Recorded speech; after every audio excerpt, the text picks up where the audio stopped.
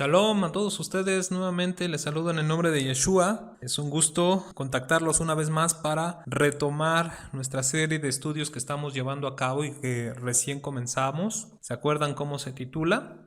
Enséñanos a orar.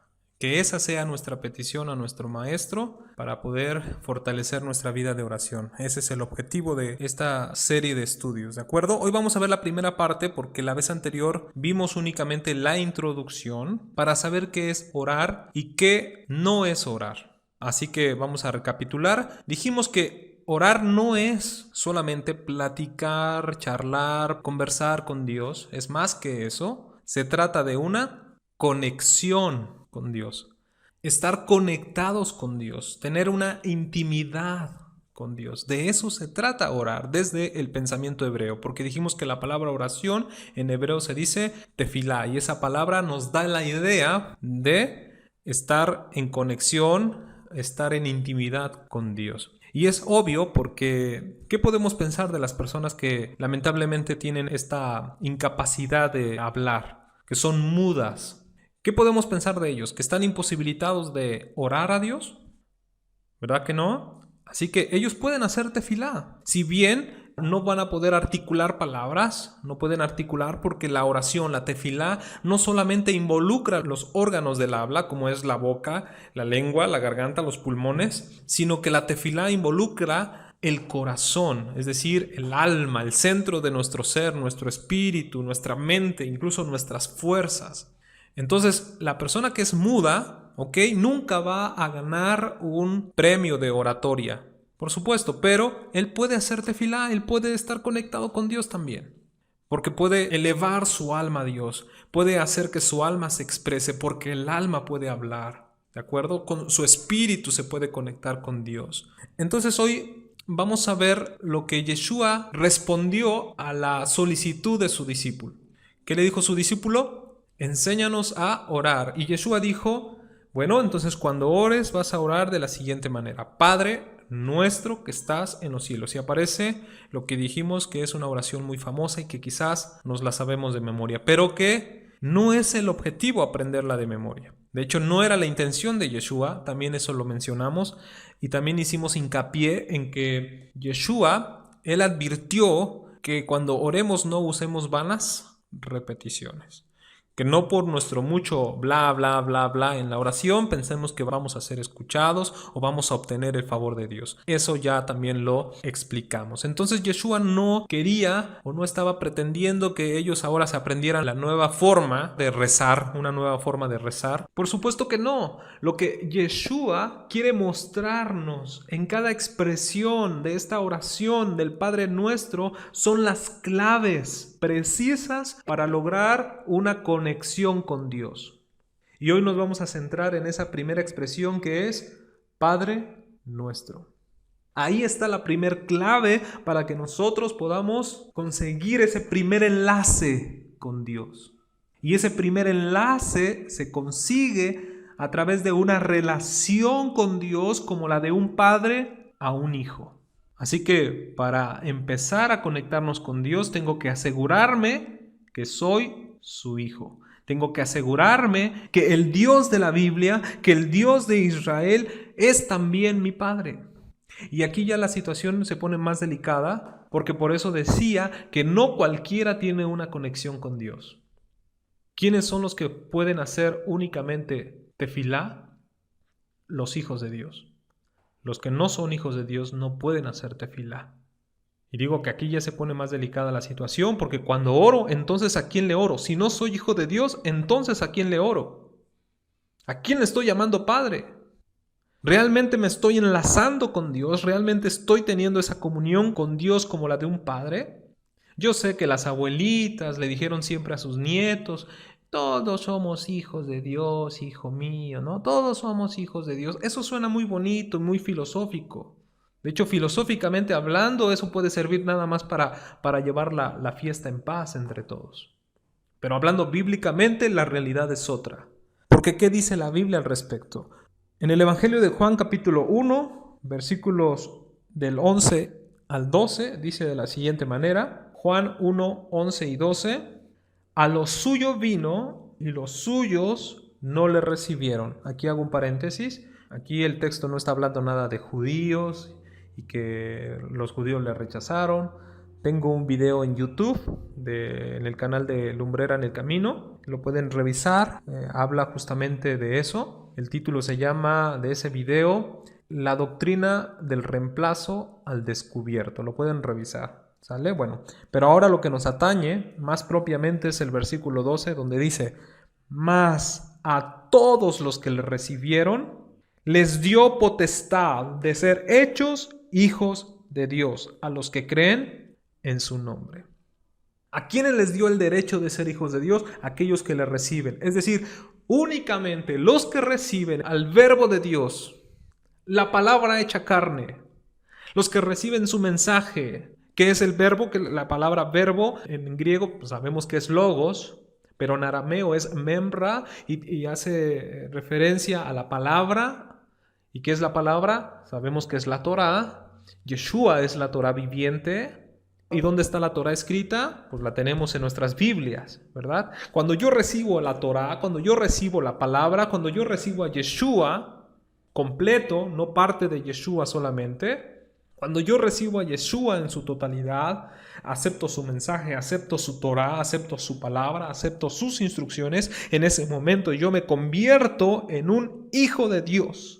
No solamente me llamo un hijo de Dios, porque ¿qué les dio nos dio el derecho de qué? Nos dio la potestad. ¿Y qué significa potestad? Autoridad. Legalmente tienes toda la autoridad de un hijo de Dios. Tienes todos los derechos y todas las bendiciones de un hijo de Dios. Y no dice, les dio potestad de llamarse, porque llamarse ya dijimos que cualquiera. Aquí no dice llamarse hijo de Dios, dice, les dio la potestad de ¿qué? De convertirse, de ser realmente hijos de Dios, de ser hechos hijos de Dios.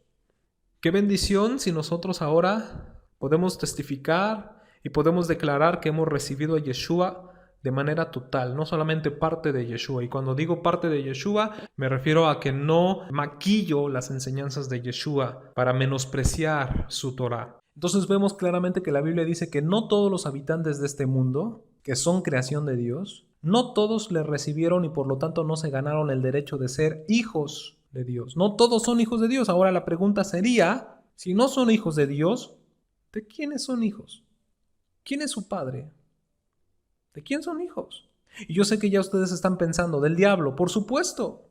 Y no solamente porque nosotros lo pensemos así, sino que la Biblia así lo dice. Vayamos a ver primera carta de Juan, capítulo 3, versículos 9 y 10. Mucha atención en esta escritura. Dice de la siguiente manera: cualquiera que es nacido de Dios, es decir, hijo de Dios, no practica el pecado. Mucha atención.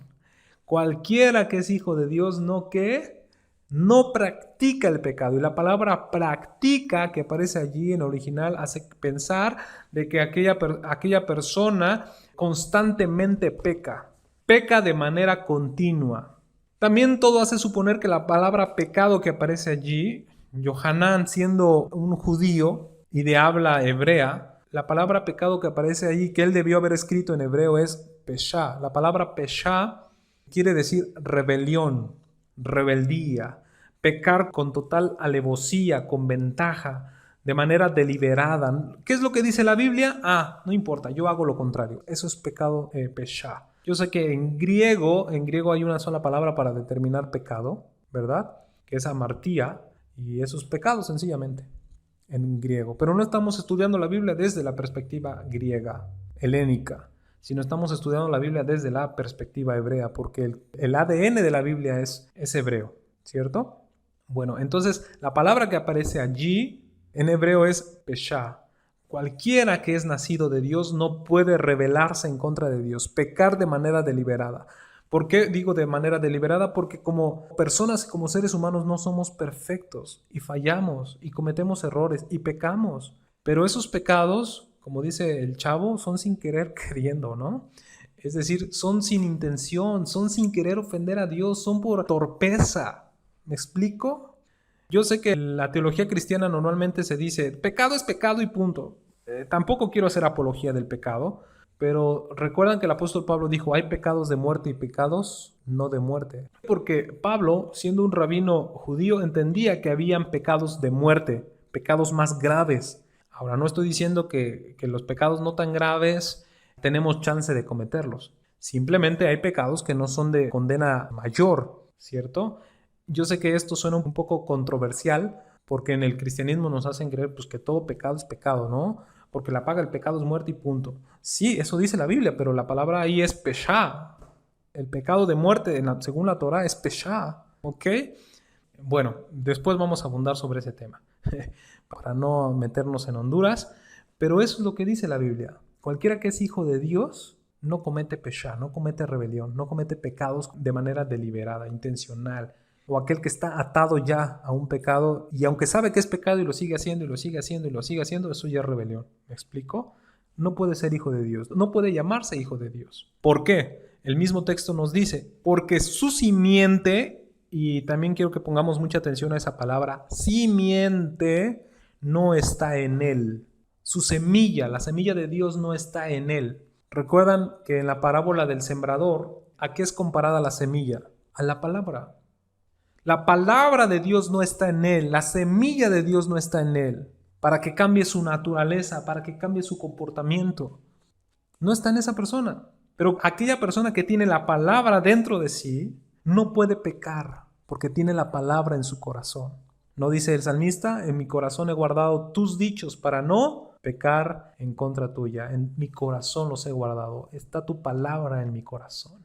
Tus dichos, tus preceptos, tus mandamientos están aquí inscritos en mi corazón para no pecar en contra tuya. Y no puede pecar, dice el texto, porque es nacido de Dios. No puede, tampoco puede pecar. No puede.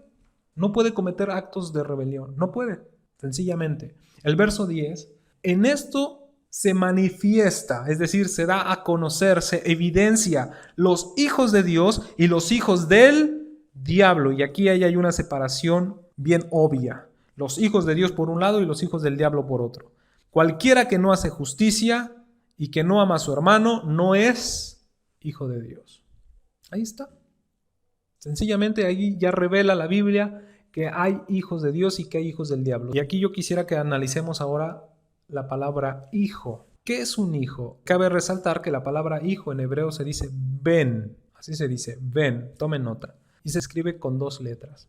La letra bet y la letra nun. Y en el paleohebreo, que es el hebreo antiguo, no el hebreo que hoy conocemos, la letra moderna, el paleohebreo se escribía con figuritas, eran figuritas. La letra bet se dibujaba una casa. De hecho, la letra bet significa casa, ¿no? Se dibujaba como una tiendita y esa es la letra bet. Y la letra nun, aquí es donde me llama poderosamente la atención, porque la letra nun tenía una figurita de un espermatozoide, así como lo están escuchando, ¿eh? Y digo, me llama poderosamente la atención porque sabemos que un espermatozoide hoy en día se puede ver y se puede conocer qué figura tiene gracias a un microscopio. Exactamente. Solamente un microscopio nos puede permitir darnos cuenta de qué figura tiene un espermatozoide, ¿no? Una cabecita, así como un puntito y una colita, ¿cierto? Así lo hemos visto en dibujos, en representaciones, en imágenes, en fotografías de biología, etcétera, ¿sale? Sin embargo, antiguamente ellos ponían la letra nun como un espermatozoide. ¿Y saben qué significa la palabra nun? Perdón, la letra nun. Semilla. Por eso dije, pongan mucha atención a esta palabra, simiente, semilla. Eso es lo que significa la palabra nun. Aquí ya nos muestra cómo es que Dios plasmó esa sabiduría en su lenguaje hebreo. Porque aquellos hombres, sin saber cómo o qué figura tenía un espermatozoide, ellos ya dibujaban la palabra semilla como un espermatozoide. Bueno, ¿y qué es un espermatozoide o qué contiene un espermatozoide? Contiene toda la información genética del padre, del progenitor. Cualquier semilla de donde se haya desprendido contiene esa información genética de donde se desprendió. Entonces ya podemos tener una casita y un espermatozoide. ¿De qué nos habla? Bueno, el espermatozoide es aquel que contiene toda la información genética ¿de quién? Del padre. ¿Quién es el padre? Dependiendo si es hijo de Dios, va a contener toda la información genética ¿de quién? De Dios.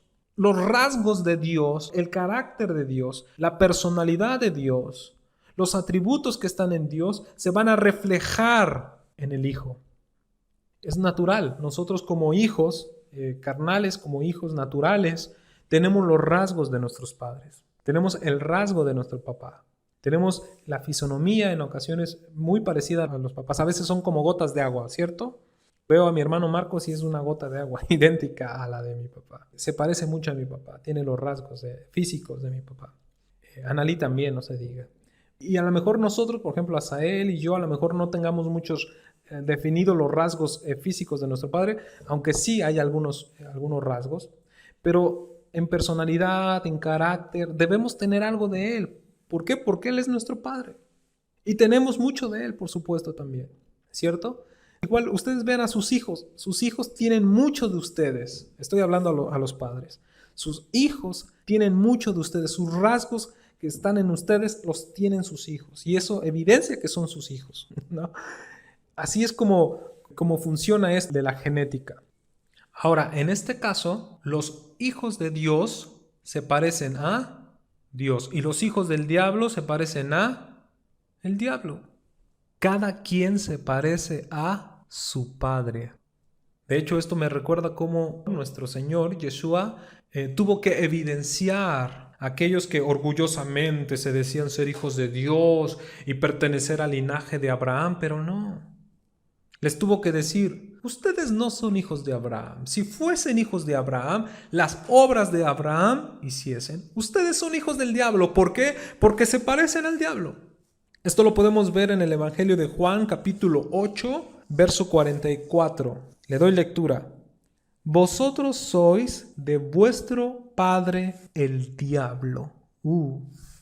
¿Por qué? Porque los deseos de vuestro padre queréis cumplir. Él, homicida, ha sido desde el principio y no permaneció en la verdad, porque no hay verdad en él. Cuando habla mentira, de sí mismo habla, porque es mentiroso y padre de mentira.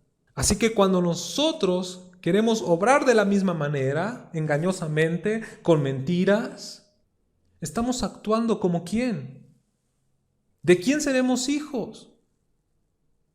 Porque ¿cómo es que el diablo se comporta desde el principio? ¿Cómo se comportó cuando se llenó de soberbia y se llenó de altivez, de orgullo y quiso ser como Dios, como el Altísimo? Se rebeló en contra de Dios, actuó en rebelión. Lo que hablábamos hace un instante, ese es el pecado de rebelión. Él es el experto en rebelarse en contra de Dios. Y él quiere que aún los hijos de Dios se rebelen en contra de su padre. ¿Qué es lo que hizo con Eva? ¿Qué le preguntó? ¿Qué te dijo Dios? Que no puedes comer del fruto de ese árbol. No te creas, Eva. No, ¿cómo crees? Al contrario, cuando comas, vas a ser como Dios. Vas a tener conocimiento. Quiso que ahora Eva se rebelara en contra de Dios. ¿Qué te dijo Dios? No le creas. Y debemos tener mucho cuidado porque es el mismo actuar del diablo hasta la fecha.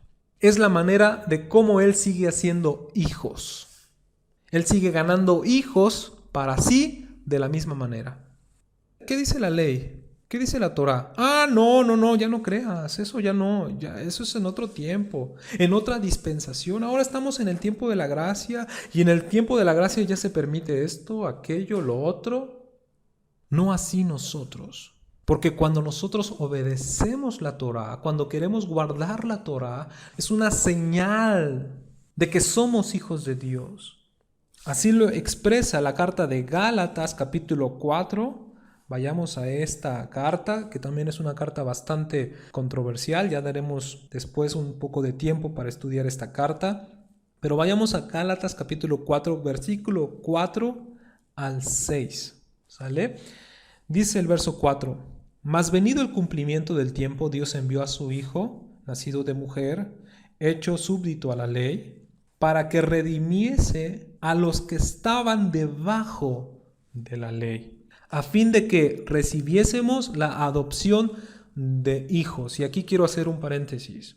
No sé cuánto me dura en este paréntesis, pero quiero explicar qué significa estar debajo de la ley o estar bajo la ley. Porque normalmente, igual en el cristianismo se nos dijo que estar bajo la ley es querer obedecer los mandamientos de la ley. Y de hecho, así nos acusan los cristianos, o la teología cristiana nos acusa de eso, cuando nosotros empezamos a guardar el Shabbat, querer guardar las fiestas del Eterno, alimentarnos de acuerdo a lo que la Biblia dice, la dieta kosher, y te empiezan a decir, no, eso ya no es en el tiempo actual. Y cuando queremos empezar a guardar esto, se nos dice, es que tú estás bajo la ley. Quieres volver a la ley, quieres estar nuevamente bajo la ley, pero eso no significa estar bajo la ley. Estar debajo de la ley significa lo mismo que siempre ha significado, y lo que Pablo quiso escribir, eso quiso decir. Lo podemos entender de manera simple porque también vivimos en un país que tienen leyes. De manera secular, de manera terrenal, vivimos con leyes también. Y si infringimos una de estas leyes, ¿qué va a pasar?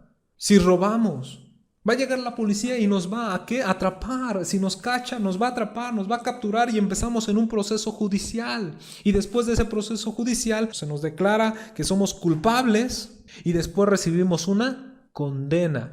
En el momento que la policía te captura, en ese momento ya estás debajo de la ley.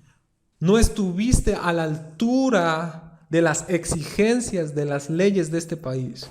Y ahora te encuentras debajo de ella. Estás sometido por la ley. Ahora, en el caso de la Torá tiene esa virtud de señalar el pecado. De hecho, es lo que dice Pablo, ¿no? Yo conocí el pecado por la Torá. Yo no supiera qué es adulterar si la Torá no me dijera, no adulterarás. La Torá tiene el poder de decirte, esto está mal, esto es pecado. Y cuando nosotros pecamos, transgredimos la Torá, en ese momento nos ponemos debajo de ella. Estamos sometidos por la Torá, porque eso es lo que significa pecado, estar transgrediendo la ley, según 1 de Juan capítulo 3, verso 4, ¿cierto? Entonces, también en Gálatas nos vamos a encontrar por ahí algún pasaje donde dice, Cristo nos redimió de la maldición de la ley. ¿Y cómo se interpreta en el cristianismo esta expresión? Ya ves, la ley es maldición y Cristo te vino a liberar de eso. Ya no tienes que guardar la ley porque Cristo te liberó de la maldición de la ley. Como diciendo que la ley es maldición. ¿Cómo así? Si David en todo el Salmo 119 expresa que la ley es bendición, que la Torá es vida, que la Torá es lumbrera. ¿Cómo que de repente se convirtió algo que era bueno en algo malo, en maldición? Es que no se ha entendido, por ejemplo, cuando leemos la Torá, y propiamente en Deuteronomio capítulo 28, cómo empieza el primer verso, dice, si oyeres atentamente mi voz con diligencia y guardares las palabras que están escritas en este libro, vendrán sobre ti todas estas bendiciones. Y después te empieza a dar una lista de bendiciones. Seguidamente, más adelante, dice, pero, y hay que poner mucha atención aquí, pero si no escucharas mi voz y no guardares las cosas que te prescribo hoy, entonces vendrán sobre ti estas maldiciones. ¿Qué van a venir? Maldiciones. ¿Por qué? Por no guardar la Torá. Entonces ya podemos entender cuando la Biblia habla de Mashiach, que Cristo, estas versiones dice Cristo, nos redimió de la maldición de la Torá. ¿De qué maldiciones nos vino a liberar Mashiach? De las que teníamos encima por no guardar la Torá. Y ahora, siendo redimidos, nos da la oportunidad ¿de qué? De obedecerle, de guardar. Y eso es lo que dice el verso 6. Por cuanto ahora somos sus hijos. Dios envió el Espíritu de su Hijo en nosotros, en nuestros corazones, el cual clama, Abba, Padre. Con toda libertad podemos clamar, Abba, Padre. Y esa expresión, Abba, es una expresión aramea para referirse a Padre. En hebreo es Av, en arameo es Abba. Esa palabra Abba, el hebreo la tomó prestada y algunos han dicho que esa expresión se tomó para referirse a su papá con mayor cariño. Por eso algunos han traducido que Abba significa papi o papito. Pero algunos otros teólogos dicen que Abba más bien significa cuando tú tratas de honrar más a tu padre, tratas de reverenciarlo más con una expresión de mayor reverencia y le dices Abba. Por eso la tefilá es en espíritu, porque nuestro espíritu es el que clama Abba, Padre, Padre mío, Padre nuestro. Cada vez que hagamos oración, podemos decirle confiadamente Abba, porque sabemos que somos sus hijos. Por lo tanto, les invito a que nos comprometamos a vivir como hijos de Dios, que nos parezcamos realmente a nuestro Padre Dios, que podamos adquirir sus rasgos, su ADN, su naturaleza, su carácter, su personalidad, que está plasmada en su palabra y que podamos reflejarla, ¿sale?